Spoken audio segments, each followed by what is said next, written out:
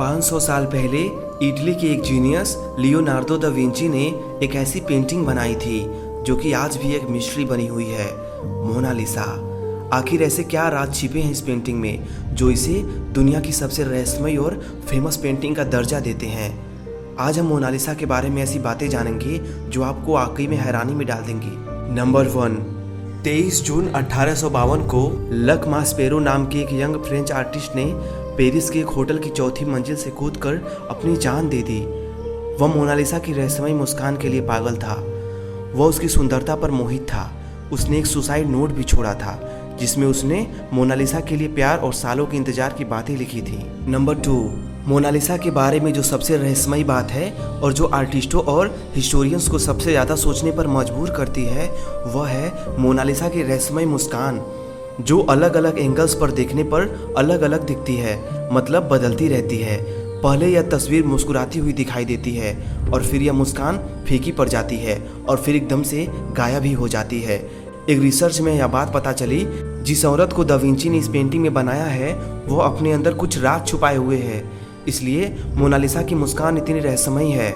Number 3, कुछ सालों पहले एक डॉक्टर ने यह कहकर सबको हैरानी में डाल दिया कि मोनालिसा की रहस्यमयी मुस्कान का राज है उसके ऊपर के 2 दांतों का टूटा होना, और यही वजह है कि उसके ऊपर के जो होंठ हैं वो थोड़े दबे हुए हैं।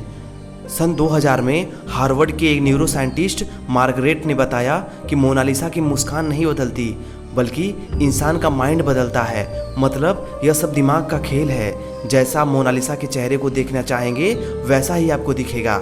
यह चीज़ पर डिपेंड करता है कि आप किस चीज़ को कितना फोकस से देखते हैं। नंबर 4, लियोनार्डो दा विंची ने मोनालिसा को 1503 में बनाना शुरू किया था और वह 1570 तक इस पर काम करते रहे। उनको सबसे ज़्यादा समय मोनालिसा के होंठ बनाने में लगे थे। मोनालिसा के होंठ बनाने में दा विंची ने 12 साल लगा दिए थे।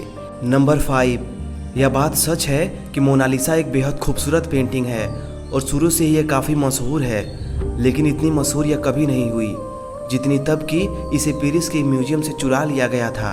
नंबर 6, दुनिया की सबसे मशहूर पेंटिंग को दुनिया के सबसे बड़े म्यूजियम से चुरा लिया जाना एक बड़ी हैरान कर देने वाली घटना थी, लेकिन उससे भी ज़्यादा हैरान कर देने वाली बात तो यह थी, इसकी चोरी के इल्ज़ाम में जिस आदमी को शक के घेरे में लिया गया था वह एक और महान पेंटर पाब्लो पिकासो थे।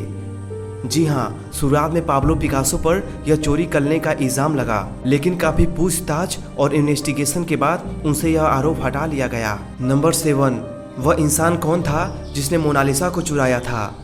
1911 में 21 अगस्त के दिन इसे चुराया गया था, लेकिन उस दिन इस चोरी की तरफ किसी ने भी ध्यान नहीं दिया और इसके अगले दिन नोटिस किया गया। उस म्यूजियम को इन्वेस्टिगेशन के लिए 1 हफ्ते के लिए बंद कर दिया गया था, इस कन्फ्यूजन की वजह से कि शायद पेंटिंग को म्यूजियम में ही कहीं और रख दिया गया होगा। बाद में पता चला मोनालिसा को उसके ही म्यूजियम के एक कर्मचारी विंसेंजो पेरुगिया ने चुराया था और वह म्यूजियम के एक छोटे से कमरे में छुप गया। म्यूजियम बंद होने के बाद वह पेंटिंग को अपने कोट में छिपाकर फरार हो गया। नंबर 8, विंसेंजो पेरुगिया इटली का एक देशभक्त नागरिक था। उसका यह विश्वास था कि लियोनार्डो की यह पेंटिंग उनके देश में वापस आनी चाहिए और उसे इटली के म्यूजियम में दिखाना जाना चाहिए। 2 साल बाद विंसेंजो पेरुगिया को तब पकड़ लिया गया जब वो मोनालिसा को लेकर इटली के पेरोरेंस शहर के आर्ट म्यूजियम के डायरेक्टर को यह बेचने जा रहा था।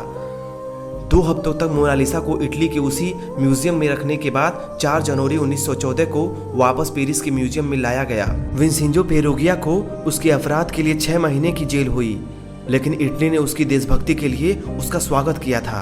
नंबर 9, मोनालिसा की एक जुड़वा पेंटिंग भी उपलब्ध है जो बिल्कुल लियोनार्डो दा विंची की मोनालिसा जैसी ही दिखती है।